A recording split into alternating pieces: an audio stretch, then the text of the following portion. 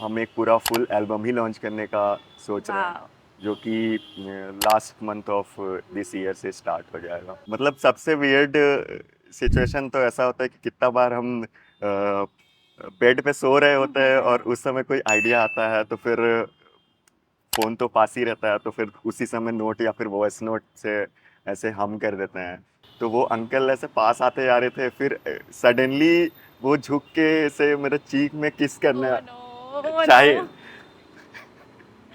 तो मतलब आपके फीमेल फैंस तो हैं, साथ में मेल फैंस भी काफी है, ये पता चल गया। खाने का ऐसा कोई वो नहीं है, कुछ भी सामने दिखे तो टूट पड़ते हैं। वैसे ऑफ रोडिंग करना मेरे को बहुत पसंद है। आपके गाने से आपको लोग जान रहे हैं तो वो एक अलग फीलिंग होता है, और जब उसके लिए अप्रिसिएशन मिल रहा है तो बहुत बड़ा बात है मेरे लिए।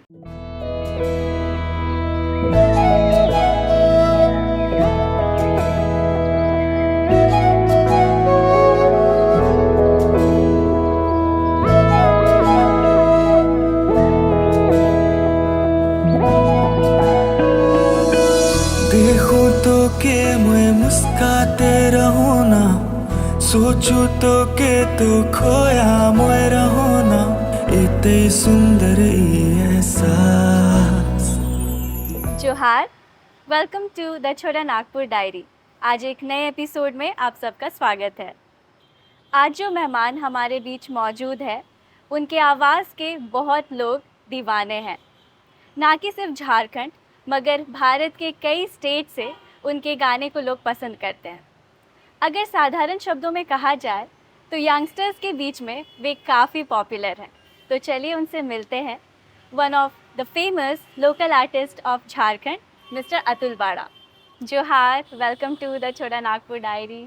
आप सबसे पहले तो आप लोग को बहुत बहुत थैंक यू मुझे इस प्लेटफॉर्म पे इनवाइट करने के लिए। और बहुत अच्छा लग रहा है इस प्लेटफॉर्म पे आके। तो जो भी आपसे बातें होंगी अच्छा लगेगा बात करके। हमें भी बहुत अच्छा लग रहा है कि आप हमारे साथ जुड़े हैं आज, और बहुत सारी बातें करेंगे हम आज। आपके बारे में भी जानेंगे, आपके प्रोजेक्ट्स के भी बारे में जानेंगे। तो सबसे पहले कैसे हैं आप? बहुत अच्छे। यहाँ पे आके और भी अच्छे। जी। तो आपका जो कैसे बताबू सॉन्ग है, वो काफ़ी अच्छा इसका रिस्पॉन्स मिला है, मतलब इट्स अ बिग हिट। तो आपको क्या लगा था कि मिलियंस क्रॉस करेगा, या डाउट था अपने ऊपर? हाँ मतलब कह सकते हैं वो इंस्टिंक्ट पहले से था। जब एक्चुअली कोई भी आर्टिस्ट अपना किसी सॉन्ग पे काम कर रहा होता है तो उसको वो एक इंस्टिंक्ट आ जाता है कि हाँ this will go, this will work, वैसा वाला। तो मैं भी एक्चुअली जब काम कर रहा था इस ट्रैक पे, तो मुझे लगता है कि 1 वीक के आसपास मेरे को ये ट्रैक ख़त्म करने करने का लगा होगा। उसके बाद फिर 1 वीक के बाद 1 मंथ हमको लगता है इनिशिएट किए होंगे, मे बी वीडियो के लिए या फिर उस और वर्क के लिए। तो ऐसा था कि मतलब मेरे अंदर वैसा है कि अगर हम खुद कोई ट्रैक को सुन सुन के बोर हो जाते हैं ना, तो फिर हम वो ट्रैक को मे बी से छोड़ ही देते हैं, रिजेक्ट कर देते हैं। लेकिन पूरे 1 महीने तक हम उस ट्रैक को लूप पे सुने, लेकिन उस समय तो हम नहीं बोर हुए, तो हमको लगा कि हाँ दिस कैन वर्क। सो उसी समय वैसा कुछ इंस्टिंक्ट आ गया था कि हाँ दिस कैन गो मिलियंस। और जब लोगों का इतना प्यार मिल रहा था, तो वो फर्स्ट एक्सपीरियंस कैसा था? हाँ ये चीज़ बहुत पहली मतलब फर्स्ट टाइम था मेरे लिए, क्योंकि इससे पहले तो मैं सिर्फ कवर्स एंड ऑल ही कर रहा था। और जब खुद का जो ट्रैक आया तो फिर वो जो एक्सपीरियंस होता है कि लोग आपका गाना सुन के आपको पसंद कर रहे हैं, मतलब आपके गाने से आपको लोग जान रहे हैं, तो वो एक अलग फीलिंग होता है। और जब उसके लिए अप्रिसिएशन मिल रहा है तो बहुत बड़ा बात है मेरे लिए कि मेरे वर्क को लोग पसंद कर रहे हैं। जी। तो आपका बहुत अच्छा जा रहा है अभी तक तो सफ़र, ऐसा देख के ही हमें लगता है। और आपका बहुत बड़ा फैंडम है, स्पेशली फीमेल फैंडम, जो आपके शायद नेक्स्ट प्रोजेक्ट का वेट कर रही है। तो हम सबसे पहले यही जानना चाहेंगे कि आपका नेक्स्ट प्रोजेक्ट कब आ रहा है? तो मेरा नेक्स्ट प्रोजेक्ट एक्चुअली अभी डेट तो नहीं रिवील करेंगे, लेकिन most probably last month of this year ये कह सकते हैं। तो बेसिकली हम एक पूरा फुल एल्बम ही लॉन्च करने का सोच रहे हैं, वाह, जो कि last month of this year से स्टार्ट हो जाएगा। All the best. And audience, आपको पता चल गया है कि इनका प्रोजेक्ट आने वाला है, तो आप लोग बिल्कुल ज़रूर से देखिएगा इनका सारा एल्बम्स। एंड अभी तक जो है वो भी आप सिंगर के साथ साथ एक सॉन्ग राइटर भी हैं और आप खुद ही गाने लिखते हैं। तो आपके गानों को बहुत पसंद करते हैं सभी लोग, और स्पेशली जो उसमें ठहराव है, जो एक पीस है, वो सब पसंद करते हैं। तो हम जानना चाहेंगे कि आपका जो जॉनर है वो आगे जाके फ्यूचर में चेंज होगा या फिर इसी जॉनर में आप आगे बढ़ेंगे? हाँ, कह सकते हैं कि मतलब ये जो जॉनर है ये एक्चुअली इस जॉनर से लोग मेरे को पहचान रहे हैं, ऐसा कह जी। सकते हैं। लेकिन एक्चुअली जो मेरा नेक्स्ट एल्बम है, हम इसमें कुछ नए जॉनर्स को भी ट्राई किए हैं। तो अ, मुझको तो पर्सनली अच्छा लग रहा है, तो आई होप कि और लोगों को भी अच्छा लगे। ये ट्राई है एक्चुअली, और एक्सपेरिमेंट किए हैं बहुत सारा नया नया चीज़। तो मुझे लगता है कि लोगों को भी पसंद आएगा। आई गेस अच्छा लगेगा, क्योंकि लोग तो चाह ही रहे हैं कि थोड़ा, मतलब हमेशा चाहते रहते हैं कि हाँ कुछ हाँ। अलग ही आए। आई गेस सबको पसंद ही आएगा, क्योंकि आपके इस जॉनर को तो सबने पसंद किया है और लोग ऐसे भी एक्सपीरियंस करना चाहते हैं अलग अलग जॉनर्स, और आपके न्यू सॉन्ग्स को भी होपफुली पसंद करेंगे ही। होपफुली। तो आपको इंस्पायर कहाँ से मिलता है, मतलब आप कहाँ से इंस्पायर होते हैं सॉन्ग्स लिखने के लिए? हम बहुत सारे आर्टिस्ट को सुनते रहते हैं रेगुलरली, और हम कोशिश करते हैं कि जितना हो सके दूसरे आर्टिस्ट लोग से वो जो उनका जो स्किल है या फिर उनका जो टेस्ट है वो ग्रैस्प कर सके। तो वो चीज़ बहुत हेल्प करता है। जब हम खुद का प्रोजेक्ट बनाने बैठते हैं तो फिर वो चीज़ रिकॉल करते हैं कि वो लोग किस तरह से कुछ नया नया टेक्निक्स को यूज़ कर रहे हैं, वो सब यूज़ करते हैं। और अ, मेरा खुद का एक साउंड है जो कि अगर उनको जो पहले से सुनते आ रहे होंगे उनको पता होगा कि मतलब अतुल बाड़ा मतलब एक पार्टिकुलर साउंड के जैसा साउंड करता है हमेशा। तो कोशिश करते हैं कि उस चीज़ को कंटिन्यू रखें, ताकि जो मेरे ऑडियंस है उनको ये नहीं लगे कि ये एक एकदम अलग सा ही ट्रांजिशन हो गया, कि ये पहले एक कैसे बताऊँ फिर एक हम्म। अलग सा ही कुछ। तो वो चीज़ माइंड में रखते हैं कि वो ट्रांजिशन बहुत बड़ा ना हो, कि लोग को एकदम से अच्छा ना लगे आपका ऐसा कुछ। तो ये होता है। उसके बाद जब लिखने बैठते हैं तो ऐसा नहीं रहा होता है कि कोई चीज़ माइंड में रख के लिखने बैठते हैं। बहुत बहुत टाइम ऐसा होता है कि जब लिखने बैठते हैं तो उस समय कुछ लिखाता नहीं है। मतलब मोस्ट ऑफ द टाइम ऐसा ही होता है कि जब आप लिखने बैठते हैं तो उस टाइम कुछ नहीं लिखाता है। आप ऐसे कैजुअली कहीं घूमते रहोगे या फिर मतलब सबसे वियर्ड सिचुएशन तो ऐसा होता है कि कितना बार हम बेड पे सो रहे होते हैं और उस समय कोई आइडिया आता है, तो फिर फ़ोन तो पास ही रहता है, तो फिर उसी समय नोट या फिर वॉइस नोट से ऐसे हम कर देते हैं। तो वो चीज़ होता है, और बस ऐसा ही वर्क चलता है मेरा। बहुत सही। और अभी आपके प्रोजेक्ट्स, आपके गाने, सब चीज़ के बारे में हमने काफ़ी बात कर ली। अब थोड़ा-सा आपके पर्सनल लाइफ़ के बारे में भी जानना चाहेंगे। आपके बिगेस्ट सपोर्टर कौन है और फैमिली में कित कौन-कौन है? हम जानना चाहेंगे। तो बिगेस्ट सपोर्टर मेरे मैं कहना चाहूँगा मेरे पेरेंट्स सबसे पहले तो, जो कि मेरे को अ, मतलब हर एक मोमेंट में मेरे को सपोर्ट किए, चाहे वो लाइव शोज़ हो या फिर अगर मैं उनको कुछ बोलूँ कि मैं ये ऐसा ऐसा करने जा रहा हूँ, तो फिर वो सपोर्ट ही करते हैं। और मेरा कज़न जो कि मोस्ट ऑफ द टाइम मेरे साथ रहता है जहाँ भी जाएं वहाँ। तो ये दो बिगेस्ट सपोर्टर है मेरे लाइफ में। और मेरे फैमिली में कहे तो मेरे फैमिली में एक्चुअली मम्मी पापा एंड मेरे एक भाई है और एक बहन है। जो कि अभी तो सब बाहर ही रह रहे हैं स्टडीज़ की वजह से। तो ये तो आप रांची से ही बिलोंग करते हैं या फिर आप हाँ, बाहर? मैं रांची से ही बिलोंग करता हूँ, लेकिन मेरा अपब्रिंगिंग जो है वो बिहार में हुआ है, मुजफ्फरपुर बिहार में, क्योंकि वहाँ पे पापा का जॉब है, तो बचपन से वहीं रहे हैं और वहीं रह के म्यूज़िक वगैरह करना स्टार्ट किया। इंटरेस्ट एक्चुअली वहीं से जागा, क्योंकि मेरे पापा भी एक्चुअली musician है, and he likes to play keyboard even every instruments। तो वहाँ से जो है कि म्यूज़िक में इंटरेस्ट आया और फिर धीरे धीरे करके they put me on music school.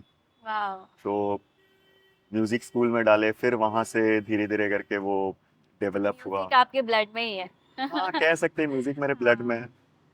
और अ, बस यहीं से स्टार्ट हुआ, और फिर वहाँ से जब कॉलेज के लिए बाहर निकले तो फिर जो नया सराउंडिंग्स मिला तो वो और हेल्प किया। फिर वहाँ से मेरा यूट्यूब जर्नी स्टार्ट हुआ जब बाहर निकले तब। फिर यूट्यूब करते करते फिर धीरे धीरे लोगों से मिले तो और नया नया चीज़ होते गया। आपने काफ़ी शोज़ भी किए हैं और हर किसी का परफॉर्मेंस जो फर्स्ट होता है वो कुछ ना कुछ मेमोरेबल होता है, कुछ तो होता है। तो हम जानना चाहेंगे आपका फर्स्ट एक्सपीरियंस कैसा था स्टेज परफॉर्मेंस में? तो फर्स्ट जो स्टेज एक्सपीरियंस था, एक्चुअली मेरा नहीं कहेंगे, ऑलमोस्ट सभी आर्टिस्ट का फर्स्ट जो स्टेज एक्सपीरियंस रहता है वो मेमोरेबल रहता है। और मतलब कुछ ना कुछ ऐसा सीन तो होता ही है कि मतलब वो ऑकवर्ड वाला सिचुएशन क्रिएट करता है जो कि आप दोबारा नहीं याद करना चाहेंगे, वैसा कुछ। तो हुआ फर्स्ट जो मेरा शो था, मतलब बहुत नर्वसनेस था उस शो से पहले। और शोज़ के समय जो प्रेशर होता है, वो एक्चुअली नए नए जो आर्टिस्ट रहते हैं उनको वो प्रेशर झेलने में बहुत दिक्कत होता है। तो वैसा ही था मेरे साथ भी। तो वो प्रेशर जो जैसे ऑर्गेनाइजर से जो प्रेशर आ रहा है और उस चीज़ को आप कैसे रिफ्लेक्ट कर रहे हो, तो वो रिफ्लेक्शन अगर ऑडियंस को दिख गया तो फिर वो भी दिक्कत है। दिक्कत है। तो बस यही कोई नर्वसनेस ऐसा वगैरह। इंसिडेंट जो आप हमसे शेयर करना चाहें जो आप रिकॉल नहीं करना चाहती कि ऐसा दोबारा ना हो? इंसिडेंट तो बहुत सारा है। एक इंसिडेंट तो आप ही के साथ हुआ था, जो आपके, अच्छा उसमें आप ही एंकर थे ना? एंकर, हाँ। हाँ, उस पे आप ही हाँ। एंकर थे। तो बेसिकली ये म्यूज़िक वीडियो भी हम दोनों का ही था। तो क्या हुआ था कि हम लोग जब स्टेज शो में प्ले कर रहे थे तो जस्ट उसके नेक्स्ट डे हमारा वो वाला म्यूज़िक वीडियो लॉन्च होने वाला लॉन्च था। होने वाला था। और हम लोग सोचे कि जब शो कर ही रहे हैं तो ये एक अच्छा अपॉर्चुनिटी है, स्टेज पे ही वो वीडियो प्ले कर देते हैं और ये लोगों को भी मिल अच्छा जाएगा। हाँ, लगेगा। अच्छा लगेगा और मगर उस प्रमोशन भी दिन हो जाएगा एक तरह हमें से। मुझे भी याद है उस दिन कुछ और ही हो गया हाँ, और वो वीडियो प्ले ही नहीं हो पा रहा था। हाँ, वो वीडियो प्ले ही नहीं हो पा रहा। आई गेस हम बीच में वो ब्रेक लिए, ऑडियंस को बताया कि हाँ चलिए हमारे ये नेक्स्ट सॉन्ग आ रहा है, कल रिलीज़ होगा करके। और वो वीडियो जो स्क्रीन था हम लोग उस पर चलाए। उसके बाद फिर वो चलने के बाद एक्चुअली इतना ग्लिच कर रहा था कि वो ग्लिच में ही प्ले होते गया। मेरे को लगा कि अब ठीक होगा, अब ठीक होगा, अब ठीक होगा, लेकिन वो ठीक ही ठीक नहीं ही हुआ। वो नहीं पूरा हुआ। वीडियो प्ले हो गया। फिर हम घर घर गए। फिर घर जाके ये सोच रहे हैं कि अरे यार, ऐसे क्यों हुआ? ऐसे कि वो मतलब वीडियो को बीच पे ही रोक देते वही तो, वो वैसा। ऐसे जा रहा हाँ, था। फिर वो एक चीज़ वियर्ड हो गया। ये वाला चीज़ हमेशा याद रहता है। उसके बाद एक और इंसिडेंट है। ये वाला बहुत वियर्ड इंसिडेंट है। ये एक्चुअली जब ये एक प्राइवेट इवेंट था, मेरे को लगता है वेडिंग या फिर रिसेप्शन कुछ था। तो हम और मेरा एक और म्यूजिशियन गया था साथ में क्लैप बॉक्स के लिए। तो हम लोग प्ले कर रहे हैं। सबसे पहले तो सब कुछ अच्छा चल रहा था। तो 1 घंटा 1.5 घंटा ऐसे सब सही चला। उसके बाद फिर एक मोमेंट आया जब जब सब कोई ड्रंक हो गया। ओके। और ड्रंक होने के बाद सब फिर वो जो ड्रंक होने के बाद मतलब डांस करने लगे और वो सब। फिर उसके बाद अचानक से एक अंकल स्टेज पे चढ़े, और स्टेज पे चढ़ने के बाद पता नहीं मतलब वो बहुत क्लोज आते जा रहे थे। हमको समझ में नहीं आ रहा था, वो क्लोज आते जा रहे थे, क्लोज आते जा रहे थे, मतलब धीरे धीरे करके। और हम उस समय गा रहे थे, लेकिन मेरे को नोटिस हो रहा था कि कोई मेरे तो क्लोज आ रहा है अंकल। और उसी समय मेरे साथ एक मेरा मैनेजर भी जाता था, तो अ, वो भी खड़ा होके देख रहा था कि उसको भी पहले कैजुअली लगा कि मे भी ऐसा ही आ रहे हो। तो वो अंकल ऐसे पास आते जा रहे थे, फिर सडनली वो झुक के ऐसे मेरे चीक में किस करना ओह नो, ओह चाहे। नो। बहुत ये लिटरली बहुत बहुत वियर्ड बहुत बहुत सिचुएशन ज़्यादा होगा। वियर्ड, हाँ, बहुत ज़्यादा वियर्ड।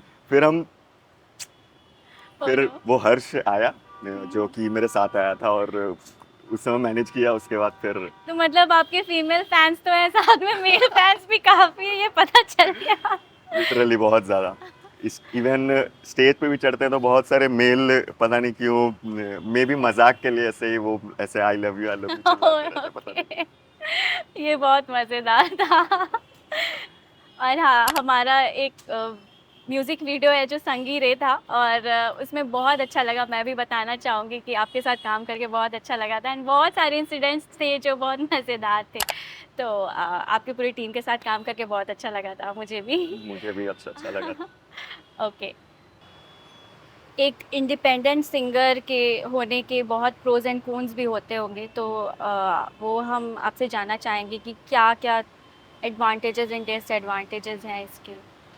तो इंडिपेंडेंट सिंगर होने के एडवांटेजेस एक्चुअली कहें तो ज़्यादा है, और डिसएडवांटेज कौन कम है, क्योंकि एडवांटेज ये होता है कि आपके ऊपर कोई प्रेशर नहीं है, आप कोई लेबल से तो नहीं हो, तो आपके ऊपर कोई प्रेशर नहीं है कि आपको कोई ऊपर से फोर्स कर रहा है कि ये पार्टिकुलर जॉनर पे गाना बनाओ।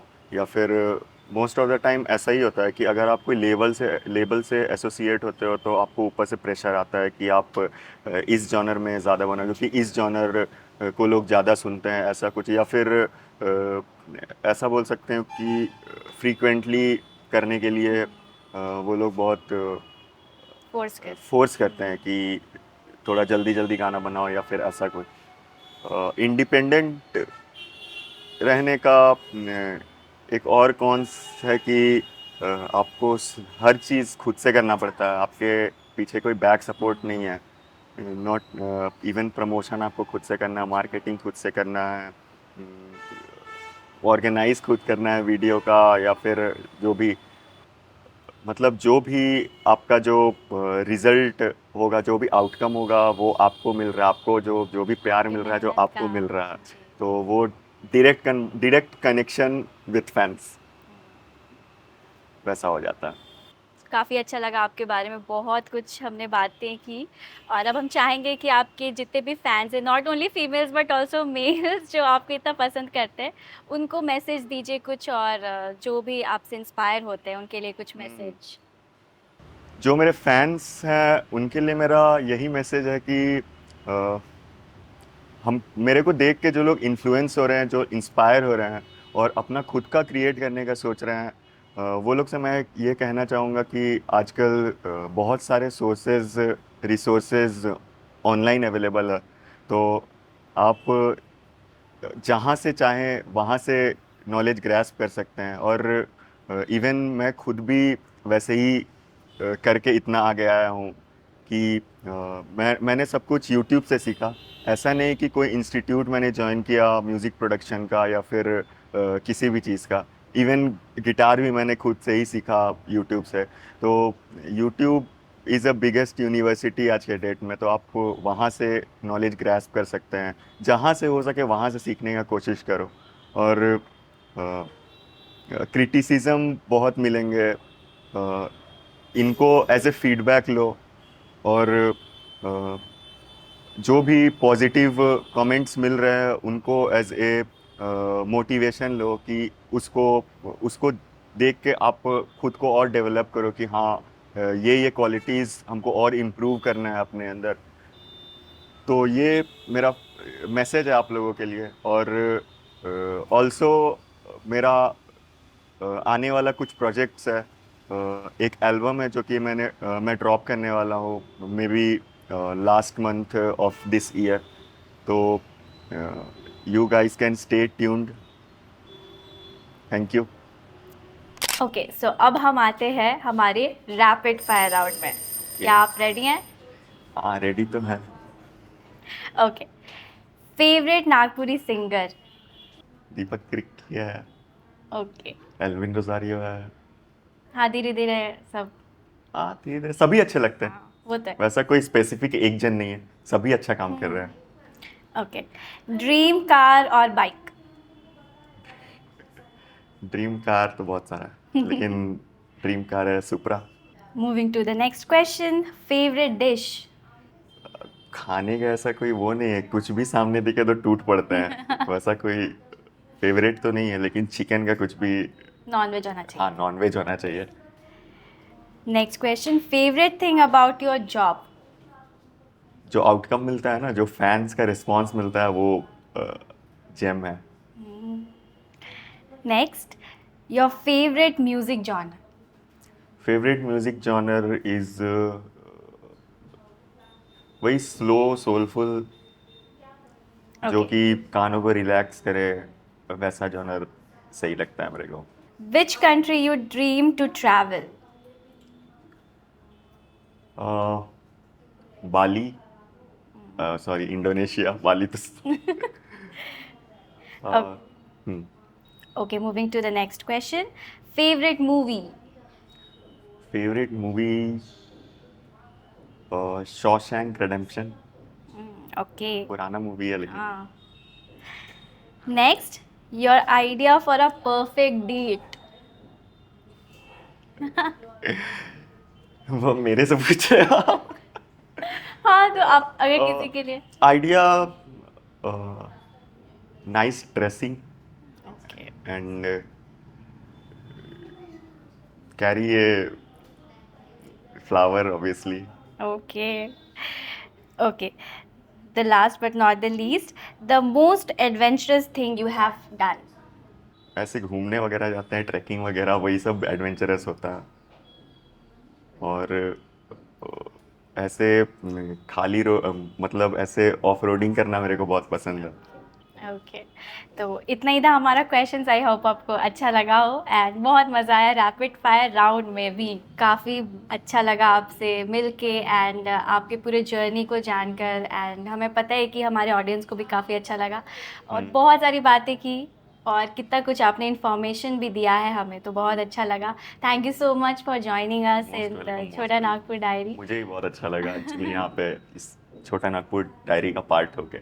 एंड हमारे पूरी टीम की तरफ से आपको ऑल द बेस्ट। आपका जितना भी प्रोजेक्ट्स है आगे वो सक्सेसफुली और अच्छा हो। Thank you so much. So this is it, thank you so much and don't forget to like, share and subscribe the Chota Nagpur diary. जोहार। देखूं तो के मैं मुस्काते रहूं ना, सोचूं तो के तो खोया मैं रहूं ना, इतने सुंदर ये ऐसा